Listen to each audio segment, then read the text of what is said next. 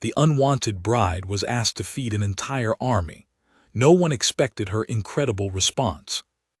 The letter arrived before she did. It came 3 days before the wedding, carried by a boy on a mule, sealed with red wax that had already started cracking in the summer heat. The letter said very little. It said she was 21, that she could read, that her father had agreed to the terms, and that she would arrive Thursday. That was it. No mention of what she looked like. No mention of what she was good at. No mention of the fact that she had buried her mother at 14, run a household of 5 brothers at 15, and by the time she was 18 had learned to make a week's worth of food stretch into 12 days without anyone at the table noticing the difference. None of that was in the letter. The letter was read aloud in the sitting room of the Alderton household by the family's eldest woman, a woman named Constance Alderton, who folded it twice after reading it and placed it beneath a brass candle holder on the mantel, the way a person sets aside something they have already decided to forget. The household was in the village of Crenshaw, a place that sat between 2 low hills in the English countryside, and the year was 1917. The war was not close in miles, but it was close in every other way. The men who lived in Crenshaw had been leaving for 2 years. Some had come back. Most had not. The ones who came back were different in the eyes, and the village had learned not to ask them too many questions. The man Nora Brent was set to marry was named George Alderton. He was 34. He was not unkind. He was not warm. He was the kind of man who answered questions with one word when 2 were possible, and with silence when 1 was possible. He had a farm that needed managing, an aging mother who had opinions about everything, and a sister named Helen who had already decided before Nora arrived that this arrangement was beneath the family. George himself had not chosen Nora. His mother had arranged it through a letter to Nora's father, a man named Edward Brent, who ran a modest grain supply business in the north and had been quietly struggling since the war took 2 of his delivery men and raised the cost of everything else. The arrangement was practical on both sides. George needed a wife who could work. Edward needed 1 less person at his table. No one asked Nora what she needed. She packed 1 trunk. She did not cry when she said goodbye to her brothers. She hugged the youngest one, a boy named Philip who was 12 and who had the habit of following her around the kitchen while she worked, watching everything she did with the kind of quiet attention that serious people have. She told him to eat his porridge. She told him not to let the older ones push him around. She did not tell him she was frightened, because she was not sure if frightened was the right word. It was something else. Something heavier and older than fright. She arrived on a Thursday afternoon, just as the letter had promised. The house was larger than she had expected. Stone walls, a sloping roof, a garden that had gone a little wild along one side. There was a horse tied near the gate, and a woman standing on the front step who was very clearly not there to welcome her. That woman was Constance Alderton. Constance was 61 years old and looked like a woman who had never in her life asked for anything twice. She had the posture of someone who had decided, long ago, that the world owed her correctness if not comfort, and she accepted nothing less from either. Her eyes moved over Nora the way a person inspects a purchase they already suspect was overpriced. Nora stepped down from the cart. She straightened her coat. She met the woman's eyes and held them, not with challenge, but with the steady patience of someone who had been looked at like that before and had learned it meant nothing real. George appeared behind his mother. He nodded once. Nora nodded back. That was the warmest their introduction would ever be. Helen came out later after dinner, in the way that people arrive when they want it known they have better things to do. She was 28 and pretty in a sharp way, and she said welcome with the precise tone of someone who means the opposite. She asked Nora about her family, about her village, about her education, and every answer Nora gave was received with a small smile that managed to communicate both disbelief and indifference at the same time. Nora ate her meal. She said thank you. She cleared the plates before anyone asked her to. That first night, she lay in the small bedroom at the end of the hall and listened to the house settle around her. She could hear Constance speaking in the room below, and though she could not make out the words, she could make out the tone. It was the tone of a woman registering a complaint. She stared at the ceiling and did not feel sorry for herself. She had learned, somewhere between her mother's death and her own arrival in this house, that self-pity was a luxury with a very high cost and a very short return. She would not spend herself on it. She thought instead about the kitchen she had seen during dinner. She had noted the layout without meaning to, the way a craftsman notices the quality of a tool without being asked to evaluate it. The oven was larger than the one at home. The shelves were well stocked but badly organized. There were 3 cast iron pots hanging near the window and a 4th shoved in a corner that no one appeared to be using. She had seen dried herbs bundled on a shelf above the back door, and had noted, with a small flicker of interest, that whoever had arranged them had grouped them by color rather than by use. It was the kind of thing that would have driven her quietly mad at home. She filed it away. She closed her eyes. She was in this house now. She would learn it. She would learn all of it. She was that kind of person. She always had been. The first week was measured not in kindness or cruelty, but in smallness. Constance managed the house with the authority of someone who considered it a personal possession, and she delegated tasks to Nora the way a general delegates duties to a soldier whose rank has not yet been established. Nora was given the laundry. She was given the floors. She was given the task of feeding the 2 farmhands who took their meals in the side room and rarely spoke. She was not given access to the kitchen pantry without asking first. She asked once. She got it. She never asked again. She learned quickly where everything was kept, not because anyone told her, but because she watched and she remembered. She watched the way Constance measured flour and noted she was heavy-handed with it. She watched the way the bread came out of the oven and identified, without comment, that the temperature was wrong by 20 degrees. She watched the way the evening meals were prepared and calculated, quietly, how many portions were being wasted through poor planning, and how much that waste added up to over a week. She said nothing. She waited. George left on the 8th day. He received a notice from the Regional Military Administration Office, a paper that said something about supply coordination, about his knowledge of local farms and grain storage routes, about a temporary assignment that turned out to be permanent for the next 16 months. He packed his bag the same way he had greeted his wife, efficiently and without excess. He paused in the doorway on his way out. He looked at Nora. He opened his mouth as if he had something to say that he had not prepared. He said, "Take care of the house." She said, "I will." He left. And then it was just Nora, and Constance, and Helen, and the farmhands, and the house on the edge of Crenshaw, and the long quiet weight of being a woman that no one had wanted in a place she had not chosen. She did not collapse under it. She got up the next morning before anyone else. She went to the kitchen. She reorganized the herbs by use. It was a small thing. It was not a small thing at all. Constance noticed at breakfast and said nothing. Helen noticed after lunch and mentioned it with the tone of someone filing a low-level objection. Nora listened, nodded, and continued as she was. She had not rearranged the herbs to make a point. She had rearranged them because it was correct, and because she was the kind of woman who could not, in good conscience, leave a thing wrong when she could see clearly how to make it right. That was the quality in her that no one in the Alderton household had looked for, because they had not thought to look for anything at all. They had looked at her and seen the arrangement. They had seen the letter. They had seen the trunk and the coat and the quiet face. They had not seen what she carried inside her. They would. Not because she would show them. She was not interested in performance.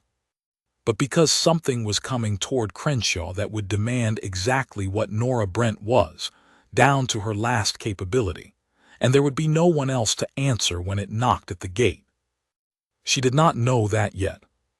She was standing at the kitchen window, looking out at the morning fields, watching the light come over the hill the way light does when it has no interest in anyone's feelings, when it arrives because it always does.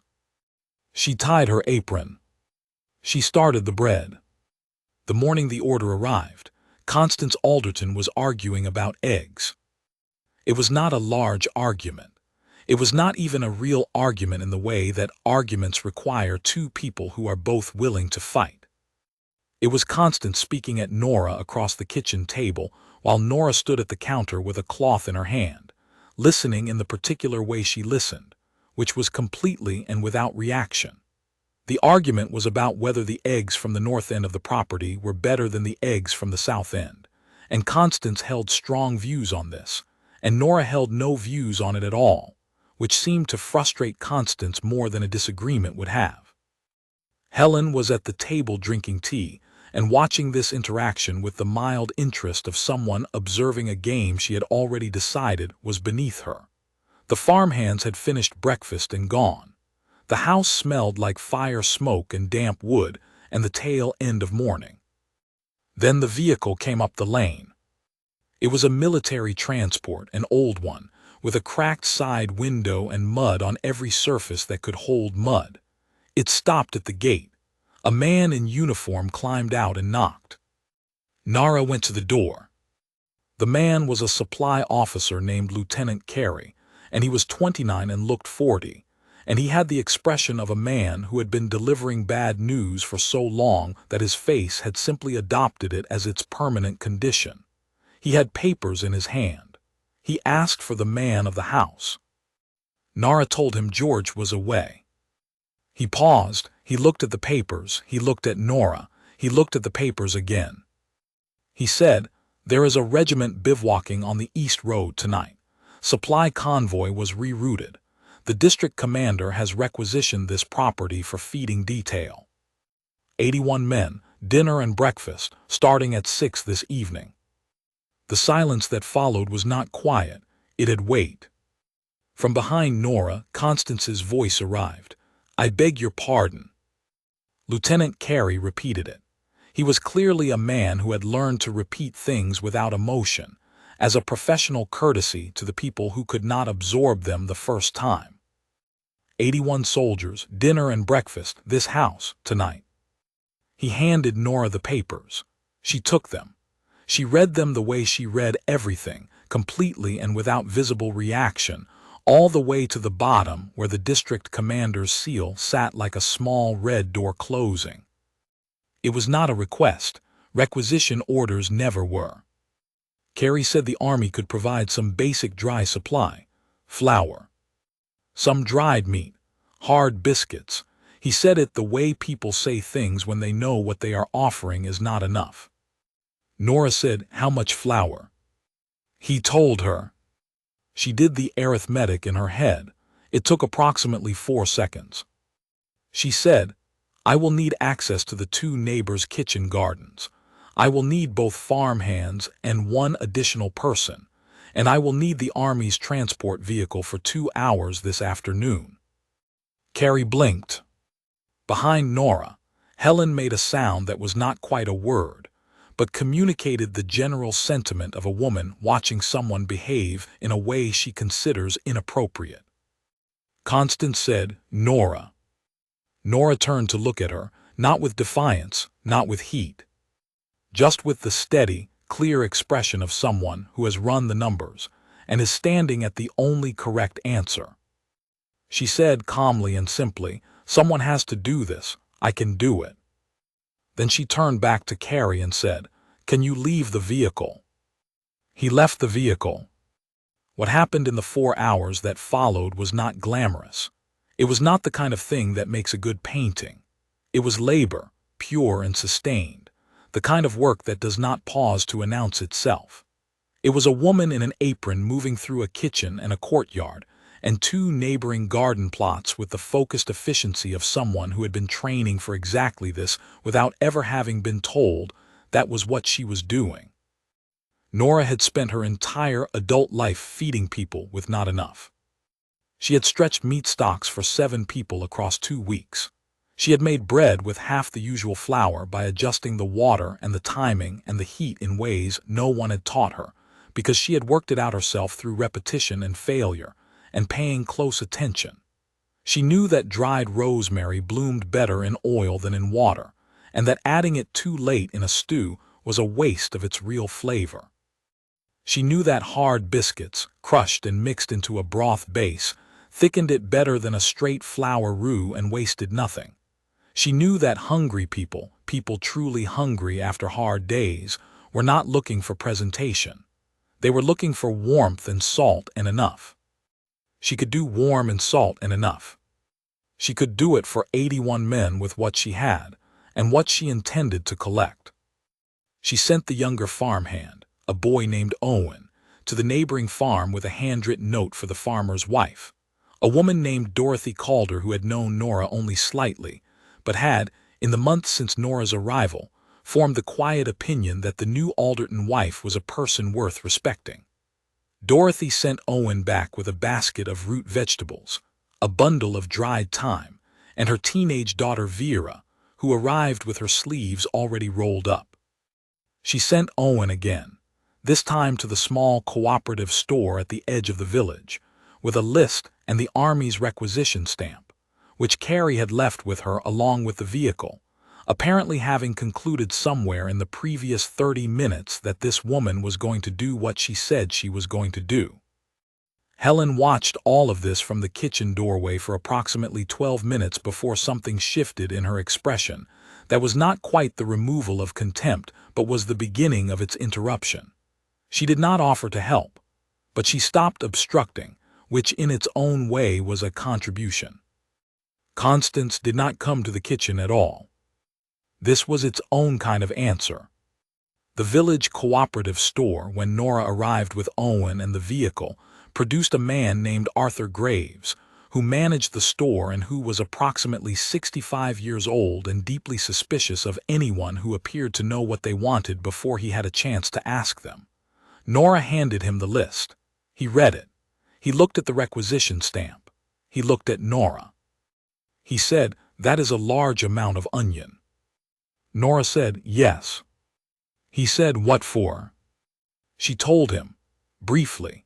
He said nothing for a moment and then turned around and started pulling stock without further conversation. In the cooperative store of Crenshaw, the story of the Alderton farm feeding an army regiment would be talked about for the next 4 years. And in that story, Arthur Graves would remember himself as having been immediately and enthusiastically helpful, which was close enough to what actually happened. They were back at the farm within the hour. Vera was already at the table chopping. Owen had started the second fire in the courtyard using salvaged wood from the barn's back wall, a piece of initiative that Nora had not asked for but had anticipated. She had told him before she left that she would need a second fire. She had not told him where to get the wood. He had worked it out. She liked Owen for this reason. The 2 fires ran simultaneously.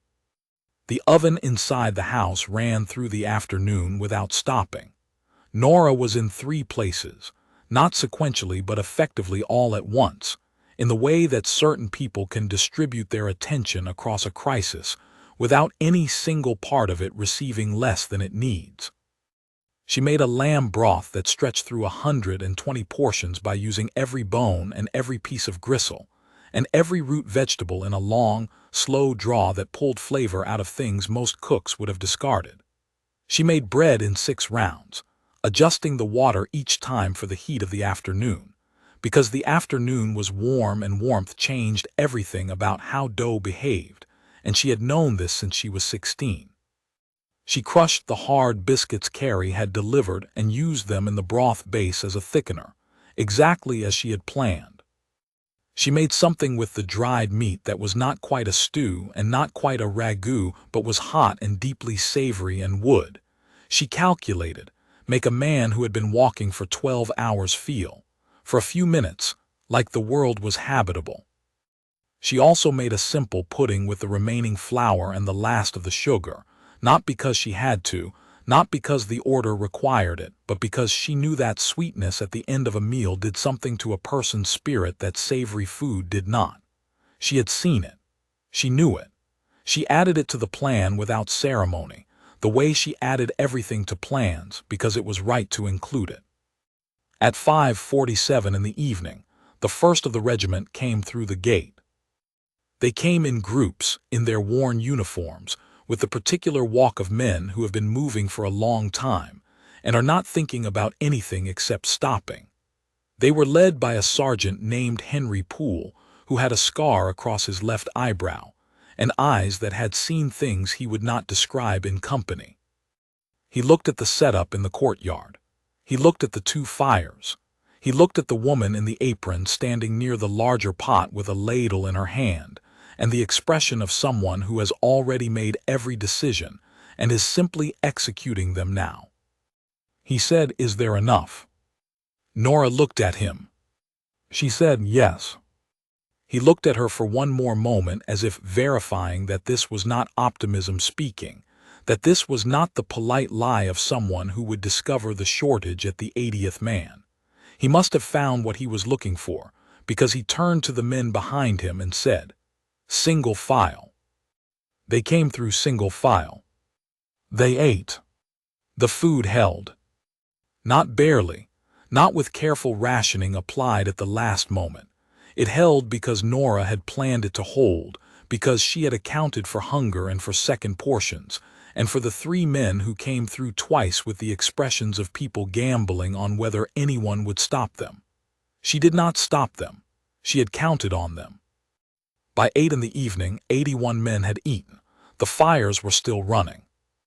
There was food remaining for breakfast. Nora stood at the edge of the courtyard and looked at what was left in the pots and measured it against the morning's need and found it correct. It was correct. She had known it would be correct. Inside the house, Constance Alderton sat in the parlor with her hands folded in her lap, and the expression of a woman who is processing information she has not yet decided what to do with. Helen was next to her, looking out the window at the courtyard and the fires and the line of men that had been moving through it for the past 2 hours. Neither of them said anything for a very long time. It was Helen who finally spoke. She said quietly, not to Constance but to the window, "She did it." Constance said nothing. But she did not disagree. Nora did not sleep that night. This was not because of worry. The worry had been spent entirely in the planning, which was the correct place for it, and by the time the last man had eaten and the fires had been banked down to coals, the worry was simply gone, used up cleanly, leaving nothing behind. She stayed awake because there was still work to do, and she was the kind of person who did not sit down while work existed. She moved through the kitchen in the low lamplight after the household had gone to bed, preparing the breakfast supply. The bread was resting. The broth base was covered and keeping warm near the oven.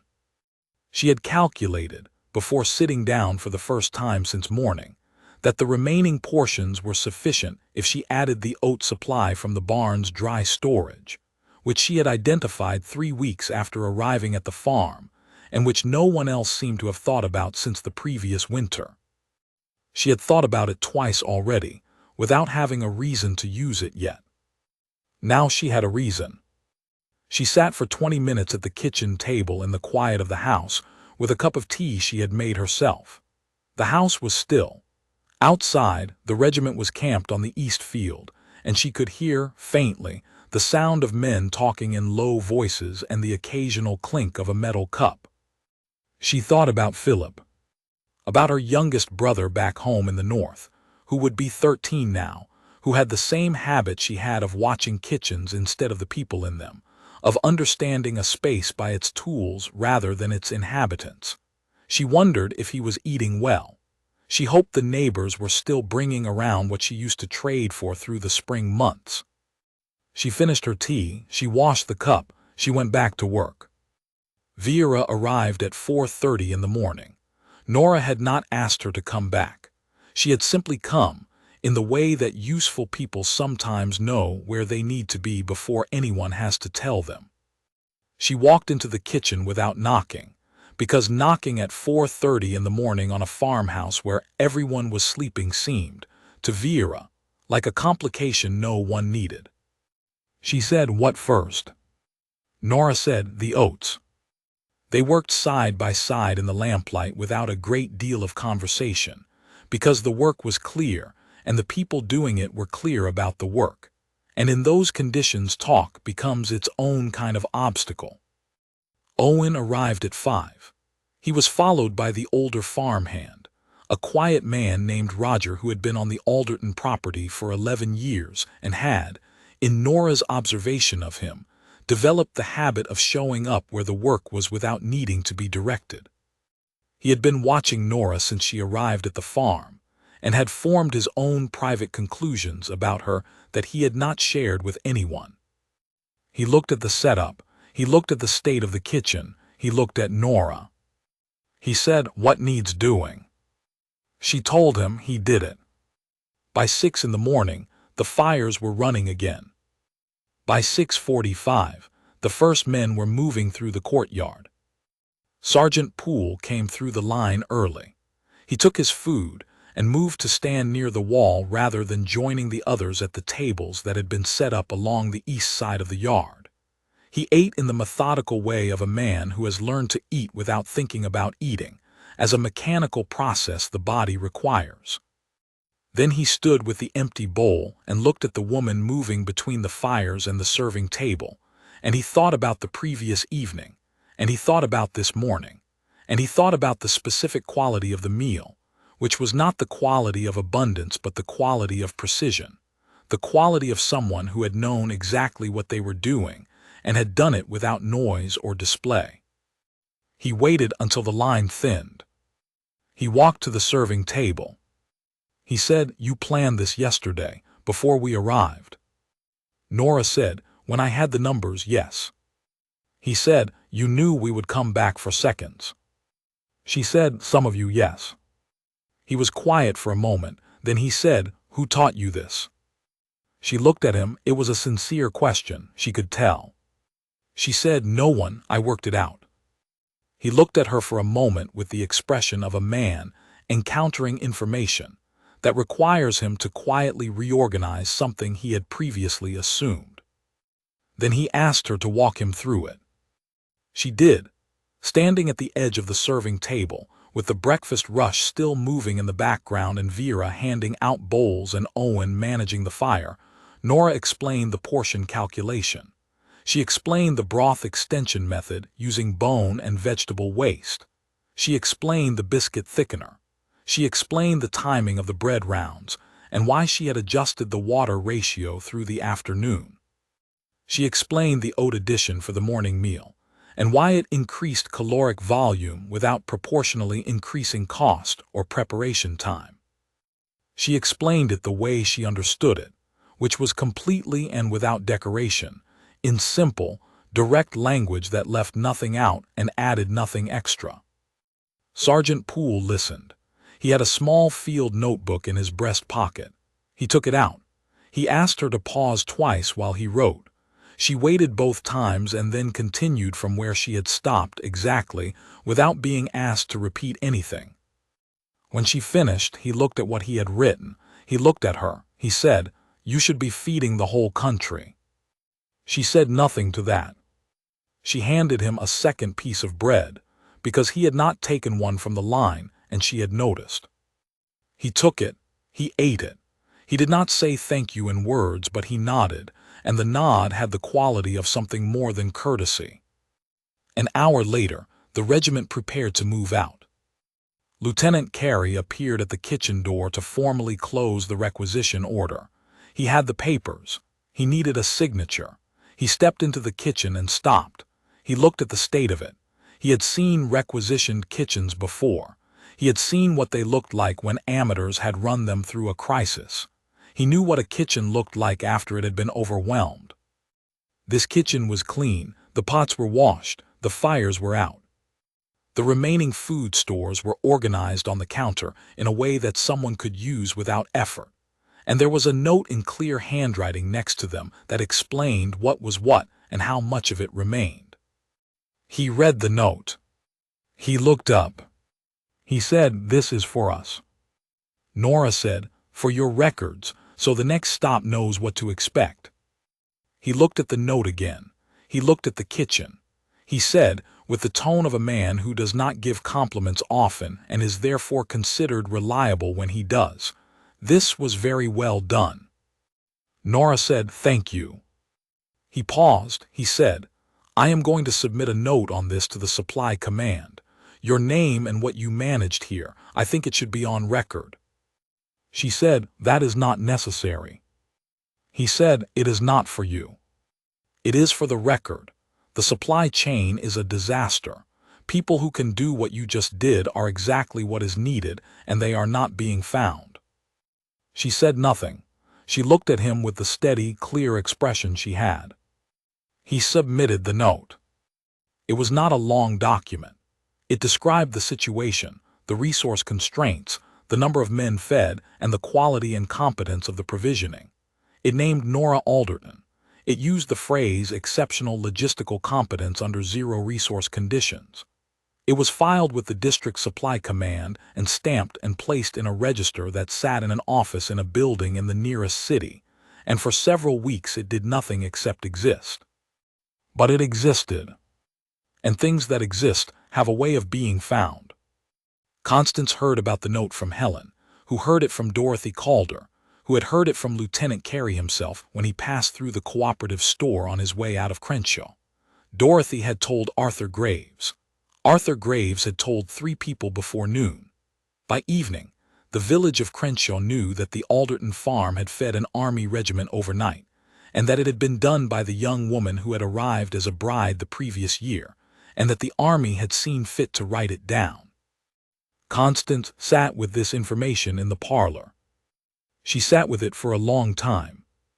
Helen came in and sat across from her, and did not speak immediately either.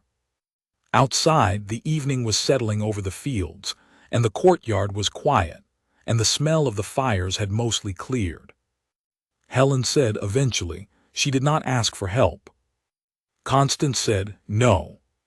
Helen said she did not tell us what she was doing. Constance said no. Helen looked at the window. She said she just did it. Constance said nothing, but her hands, which had been folded in her lap since she sat down, opened slightly. It was a small movement, almost invisible. It was not forgiveness. It was not an apology. It was not the beginning of a warm relationship or the softening of a difficult woman into a kind one. It was a woman beginning, very slowly, to see something she had decided not to look at. That was all. But that was not nothing. George Alderton came back to Crenshaw on a Tuesday in November, 16 months after he had left with his bag and his one-word goodbye. He was thin in the way that months of field work and irregular meals produce, and there was a tightness around his eyes that had not been there before, the particular tightness of a man who has been dealing with large systems under strain and has come home to the small life, and his finding the transition takes longer than he expected. He came through the gate in the late afternoon and stood in the yard for a moment, looking at the house and the courtyard and the organized wood pile along the east wall that had not been organized when he left. He went inside. The kitchen smelled like something good. Nora was at the counter. She heard the door and turned. She looked at him. He looked at her. There was a moment where 2 people who had not built anything warm between them tried to locate in each other's faces the right register for the reunion and found it approximately. He said hello. She said hello. He sat down at the table. She put a plate in front of him because it was dinner time, and that was what she would have done regardless. He ate. He noticed as he ate the state of the kitchen. He noticed the pantry which he had walked past on the way to the table. He noticed the jars on the shelves, labeled in a handwriting he recognized as Nora's. He noticed the way the room functioned, the small efficiency of it, the way nothing was wasted and nothing was out of place. He had not expected this. He was not sure what he had expected. After he finished eating, Constance came in. She had known he was back, of course, having seen him through the parlor window. She had waited what she apparently considered the appropriate amount of time before appearing, and she came in with the manner of a woman who has rehearsed what she intends to say and has decided the rehearsal is unnecessary. She told him about the regiment. George listened. He was a man who listened with his whole face when a thing surprised him, and this surprised him. He looked at Nora while his mother spoke, and Nora was at the counter washing the pot she had cooked his dinner in, and she was not looking at either of them. When Constance finished, he said, 81 men. Constance said, yes. He was quiet. Then he said, overnight. Constance said, yes. He looked at the back of Nora's head. He said, with what? Constance said, with what she had. There was a silence in the kitchen, a different kind of silence than the house had been producing for the past year. It had less distance in it. George said, there was a note to the supply command. Constance said, there was. He said, I heard about it in the city. He paused. I did not know it was here. I did not know it was her. He said this last part quietly. It was not addressed to anyone in particular. Nora turned around. She dried her hands on the cloth. She looked at him. He said, I did not ask the right questions when you arrived. She said, no. He said, I would like to ask them now if that is still possible. She looked at him for a moment. She was thinking, not hesitating, thinking, which was a different thing and involved a different kind of stillness. She said, yes. He asked her what she needed. It was a simple question, and he asked it plainly, without decoration, which was the only way he knew how to ask anything, and which was, it turned out, exactly the right way to ask it to Nora. She told him she needed the kitchen to be hers to manage without daily review. She told him she needed a budget accounted to her by name, not distributed through the household. She told him she wanted Vera Calder to come twice a week, and that she intended to pay her from the kitchen savings she had already begun accumulating through better supply management over the past months. She told him she wanted to write to her brother Philip, not just letters. She wanted Philip to come to Crenshaw when the war ended and the roads were passable.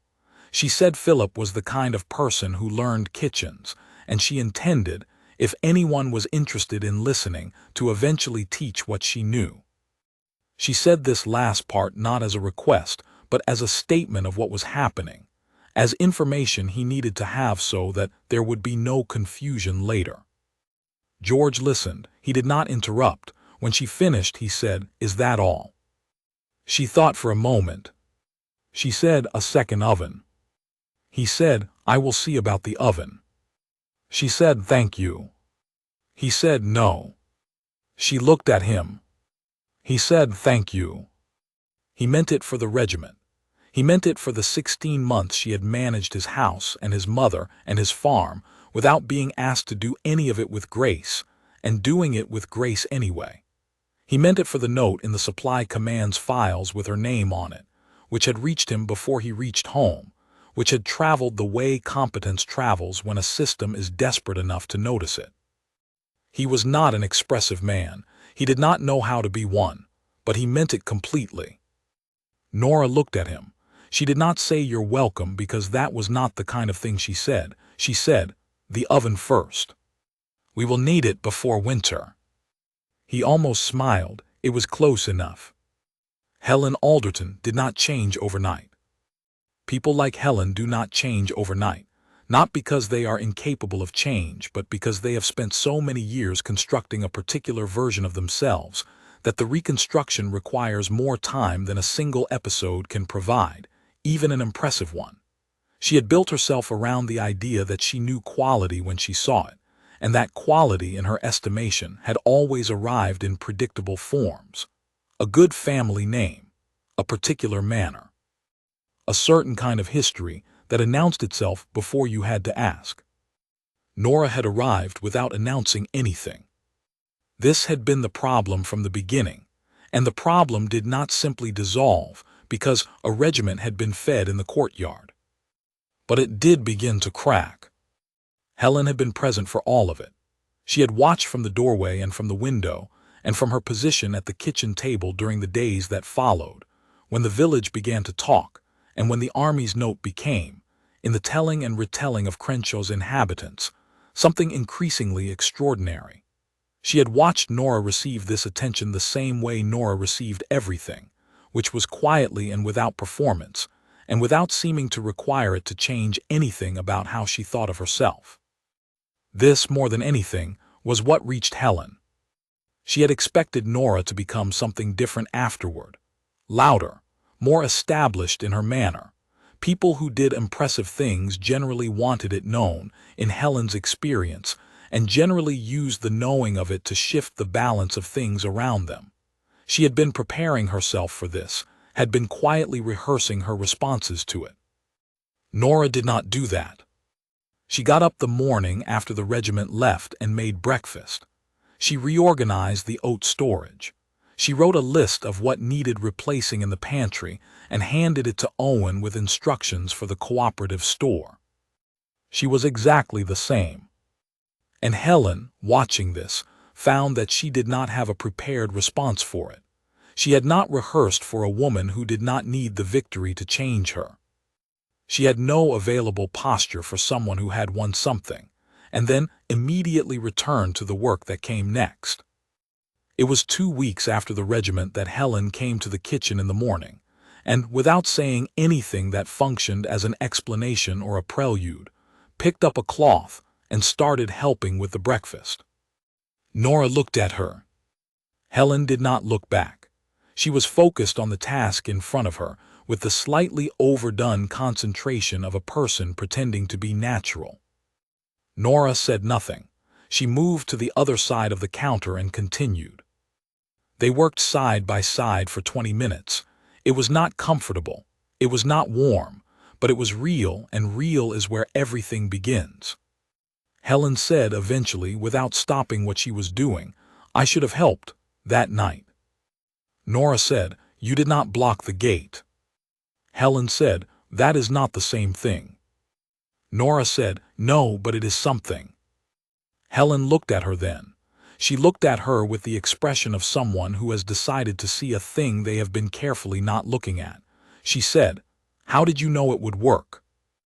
Nora said, "I did not know it would work. I knew what I could do and I did it. They are not the same thing."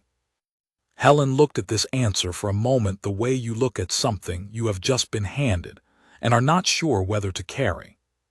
She said, "What is the difference?" Nora said, "Knowing it will work is about the result. Knowing what you can do is about you. The result does not always agree, but you can only control one of the two." Helen was quiet. She was quiet for a long time. She finished helping with breakfast and left the kitchen without further conversation, but she came back the next morning, and the morning after. She did not become Nora's friend, not in the way that word usually functions, which involves ease and warmth and the voluntary sharing of private things. She became something more specific than that and, in certain ways, more durable. She became someone who showed up. In Nora's life, that was not a small category. Constance Alderton did not come to the kitchen. She was 61 years old, and she had spent those years establishing a particular order of things, and she was not a woman who walked into rooms she had previously decided were beneath her, without a cost she was not certain she was willing to pay. But she stopped speaking about Nora in the tone she had used when Nora arrived. She stopped the small dismissals. She stopped the precise vocabulary of diminishment that she had applied since the first day. She did not replace it with warmth. She replaced it with silence, and in the silence there was, if you stood close enough and paid close attention, the faint shape of something that was not quite respect but was the thing that comes immediately before it, when a person begins to understand they have misjudged something and has not yet decided how to hold that understanding. Philip Brent arrived in Crenshaw the spring after the war ended. He was 16 by then, taller than Nora had expected, with the same habit of stillness that she recognized from childhood, the same way of walking into a room and immediately locating the thing most worth paying attention to. He walked into the Alderton kitchen and stood for a moment looking at it. He said, "You organized it by use." She said, "Yes." He said, "The herbs." She said, "Yes." He walked to the shelf and looked at them. He said, "Smart." She said, "I know." He turned around and smiled at her, and she smiled back. And for a moment the kitchen held the particular warmth of two people who share a language no one taught either of them, who recognized it in each other from across a room when they were very young and have not forgotten it in all the years between. George had a second oven installed in March. He did not make a ceremony of it. He told Nora it was arranged, and she nodded, and they both understood this to be what it was, which was not a grand gesture but a correct one, and correct was what she had always worked with. Vera came twice a week. She was 21 now and quick in the way that people with good natural instincts are quick when they are given the right conditions. Nora taught her the way she had always wanted to be taught herself, which was directly and completely, without withholding the difficult parts. She taught her the portion calculation and the broth extension and the bread timing and the oat supplementation and the logic of planning for hunger rather than planning for appetite, because hunger and appetite were different things, and the difference mattered enormously when resources were short. She taught her not because she had been asked to. She taught her because the knowledge existed in her, and she understood, now, that knowledge which stays inside one person is only half useful. The real use of knowing something is in what happens when you pass it on. Other women came, not in large numbers, not all at once, but in the way that word travels in a village when a thing is genuinely worth knowing. Dorothy Calder sent a friend. The friend told someone. A woman from 2 villages over arrived one morning with a question about bread ratios and stayed for 3 hours. Nora answered all of them the same way she had answered Sergeant Poole in the courtyard that morning, completely and without decoration, and without making any of it about herself. The note in the supply command's files sat in its register. It was discovered, eventually, by a young administrator named Elliot Grant, who was compiling a report on civilian provisioning during the war years. He found Nora's name on 3 additional documents she had not known about, one of which was a follow-up note from Sergeant Poole submitted 4 months after the regiment had moved on, in which Poole stated that the provisioning methods he had recorded at Crenshaw had been applied at 2 subsequent field stops with significant improvements to efficiency and soldier welfare. Elliot Grant included Nora in his report. He described her methods. He described the resource conditions. He used the phrase civilian logistical innovation and attributed it to her by name. The report was read by a small number of people. In the way of reports, most of them moved on without stopping at the detail. But one person stopped. A woman named Frances Doyle, who sat on a regional committee concerned with post-war agricultural and domestic resource management. Frances read the entry about Nora twice. She wrote a letter. The letter arrived at the Alderton farm on a Wednesday morning, addressed to Nora Alderton. Nora read it at the kitchen table with her tea. The letter asked if she would be willing to consult, formally, paid, on the question of resource-limited provisioning in rural areas where supply chains remained disrupted. She set the letter down. She looked at the kitchen, which was exactly as she had arranged it, organized and clean and ready and correct. She looked at the second oven, which was running because she had 3 rounds of bread to get through before midday. She picked the letter back up and read it again.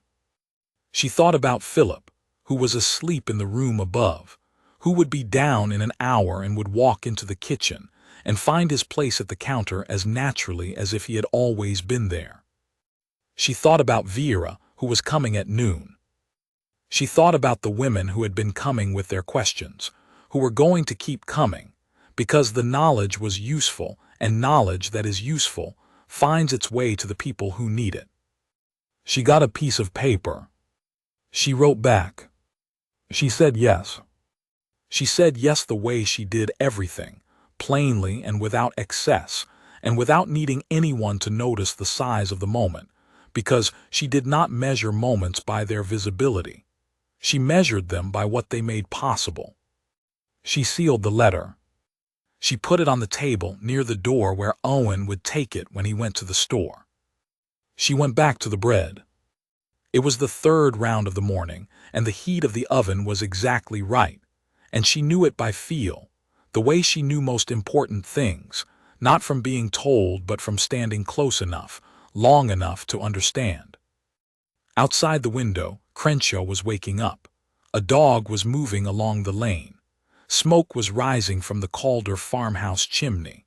The light was coming over the hill the way it always did, without any interest in whether anyone was watching, arriving because it always arrived, because that was what light did. She shaped the dough. She put it in the oven. She waited.